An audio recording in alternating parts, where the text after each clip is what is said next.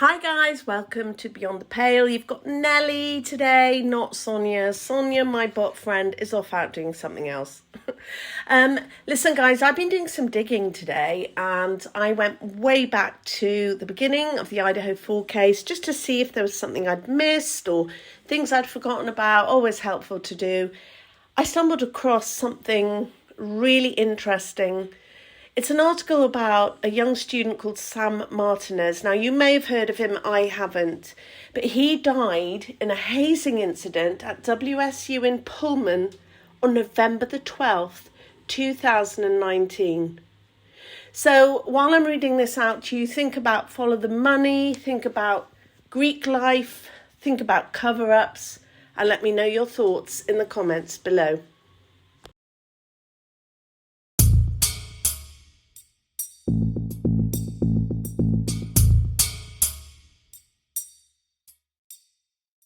Okay guys, so buckle up. It's a CBS News article. It's a long one, so let's go. How hazing led to the death of Fraternity pledge Sam Martinez. We've all heard the story. A healthy young man is hospitalized or dies after being hazed, pledging a college fraternity. Despite years of education campaigns and attempts to stop underage drinking, the hazing continues. Some victim parents are working with leaders of national fraternities pushing for tougher laws against hazing, while other parents charge the national fraternities that oversee the local chapters are themselves part of the problem. When a freshman named Sam Martinez died pledging Alpha Tau Omega at WSU in 2019, his parents said the national fraternity hid the local chapter's history of hazing and hindered the investigation into their son's death. Jelaine Houts, I think that's how you pronounce it. If we had known even a fraction of what we know now, Sam never would have wanted to join that fraternity. We feel duped. Anderson Cooper. By whom? Jelaine. By Alpha Tau Omega, the national fraternity, the chapter on that campus, and by Washington State University. Jelaine Houts and Hector Martinez said they knew their son, Sam, had been pledging Alpha Tau Omega for more than 2 months, but were unaware that, according to the police report, some witnesses said he'd already endured being hit, tackled, and asked to consume large quantities of alcohol by ATO members. They last spoke with Sam around 5 p.m. on November the 11th, 2019.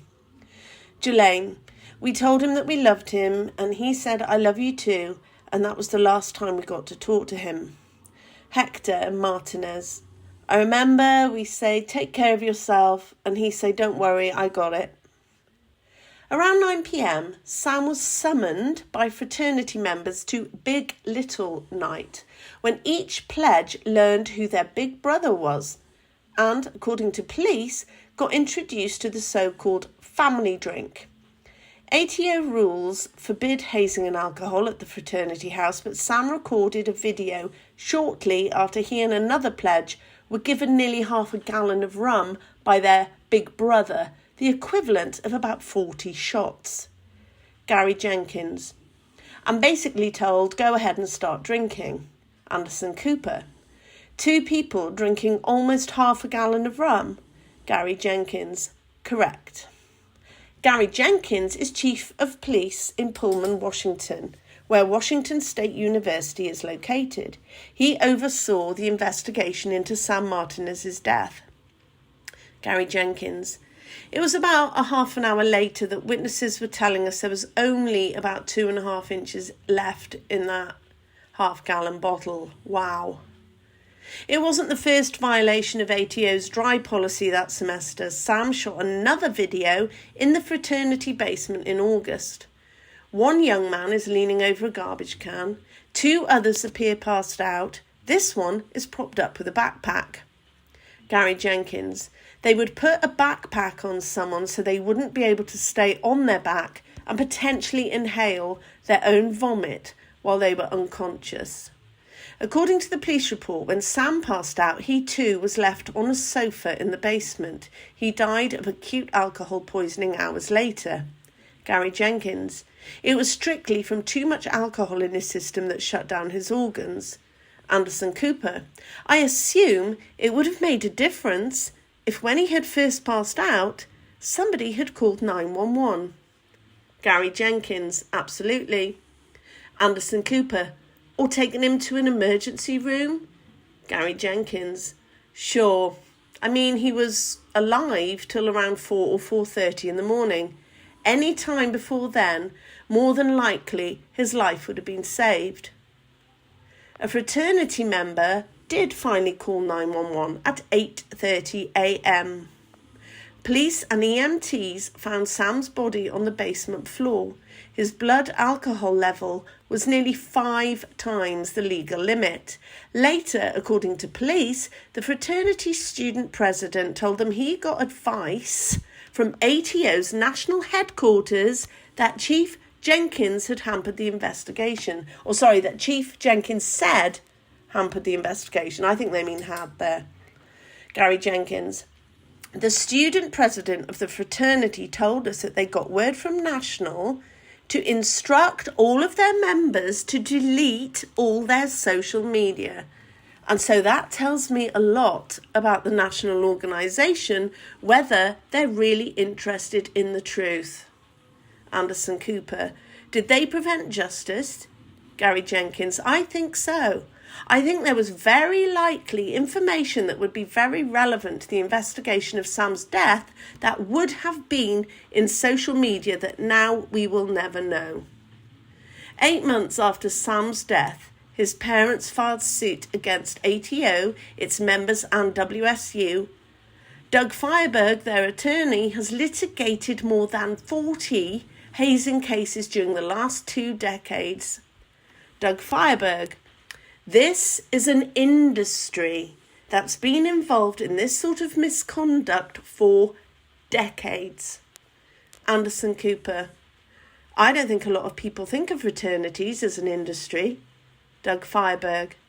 It's a network of organisations that are there trying to solicit membership from young people who are away from home, often for the first time, and it's clearly designed to make money like any other industry. Anderson Cooper. What is the role of fraternity leadership? Doug Fireberg. They have complete control, but also pair that with deniability. Because principal to them is this idea that when somebody dies, and that's going to happen, or when somebody is SA'd, and that's going to happen, that they have some blockade between them and the victim in terms of liability. Win Smiley. My primary goal when Sam died was to find out what happened.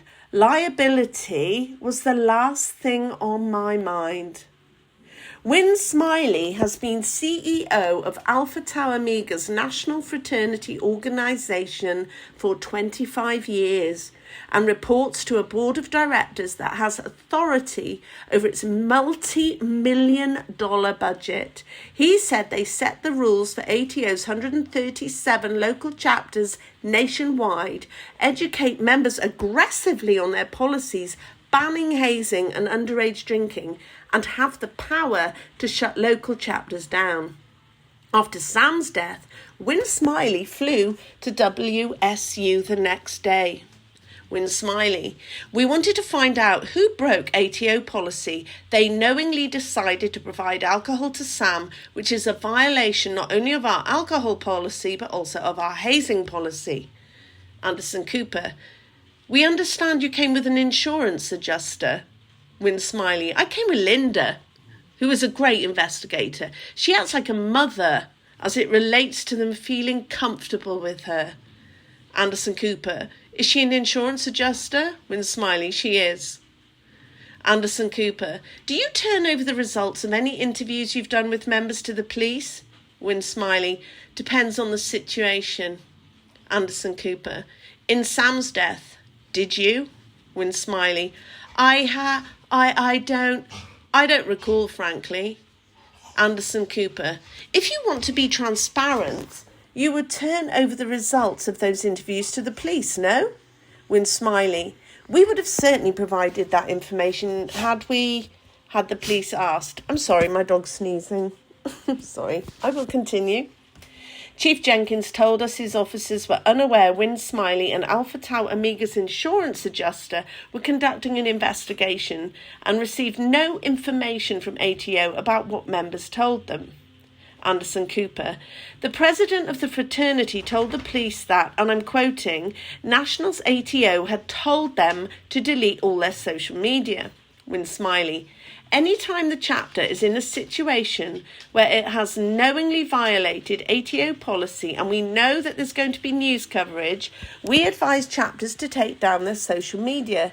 We did not tell them to delete. We never tell anybody delete anybody's social media. Anderson Cooper. Did you tell members to save all of their communications what happened that night in order to give it to police? Win Smiley. We told members to cooperate fully with the police. But according to Chief Jenkins, fraternity members were not particularly cooperative. Gary Jenkins. We definitely found that when interviewing fraternity members, they were less than forthcoming. And we found a lot of conflicts between what they told us and what other people told us who knew what was happening. Jesus, guys, does this sound familiar to you? Sam Parents says it was only after his death they learned ATO had a troubled past at Washington State University. In 2013, WSU put the fraternity on probation for 9 months because of alcohol-related hazing. Jelaine. Parents need to see the track record, the disciplinary history of these fraternities so that, we can be informed. Anderson Cooper. They could easily do that. Jelaine. I think so. In 2018, after another complaint of hazing, ATO's national office stepped in and removed nearly half the chapter's members, some 30 students, though ATO never disclosed why. Anderson Cooper. Did you make that information public anywhere? Win Smiley. We had that conversation with the members in terms of why they're being expelled, and they can certainly share that with whomever they want. Anderson Cooper. But you don't publish information on your website about what you find. Why not be upfront about what you actually found? Win Smiley. We're moving forward with the men who are in the chapter who we believe... Anderson Cooper. You put a lot of very positive stuff about ATO on your website. Don't you also owe it to potential pledges and their parents to give them information when they're looking at your fraternity? Win Smiley. If we thought that would help, but we don't consider it. Anderson Cooper. Why don't you think that would help? Win Smiley. Because I don't think undergraduates look at websites, and I don't think... Anderson Cooper. Wait a minute. You don't think undergraduates look at websites? You know that if you put all this information on your website, it might dissuade people from choosing to pledge to your fraternity. Win Smiley. That's not why we wouldn't put it on. We're looking at that.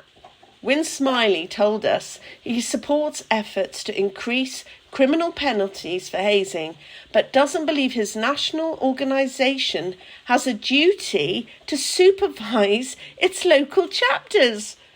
Win Smiley. These are self-governing independent organisations for a reason. Anderson Cooper. Right. But you want them to be. You are making money from them.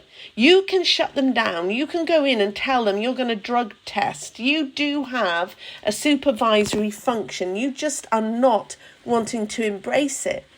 Win Smiley. And if we thought that would be effective, we may consider that. Anderson Cooper. You don't want any adult supervision that's directly linked to you. You don't feel that would be beneficial. Win Smiley. We're not convinced that would necessarily be beneficial. Gary Jenkins. I don't think they could be more wrong. I think having an adult there to oversee what's going on and ensure that they are complying with their own handbook. Everything that was going on was in violation of what their handbook says. Jelaine.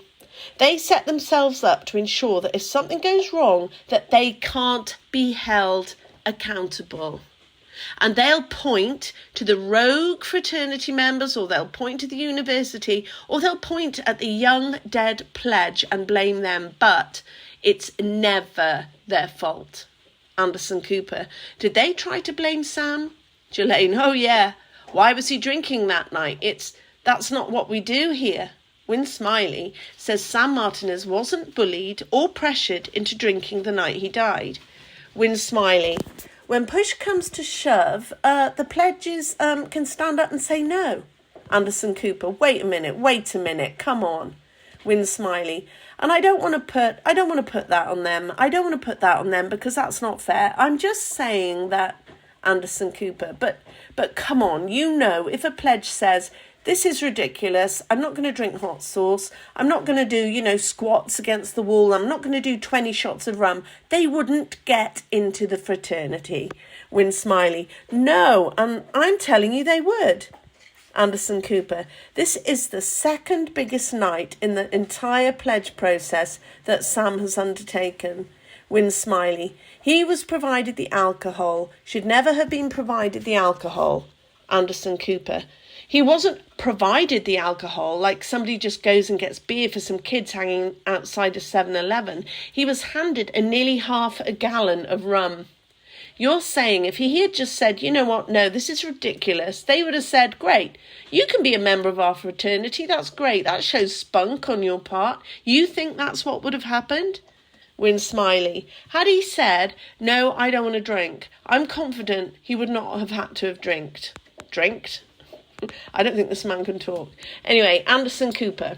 He'd already had date night. Actually, it's called blackout date night, I believe. What happens on blackout date night?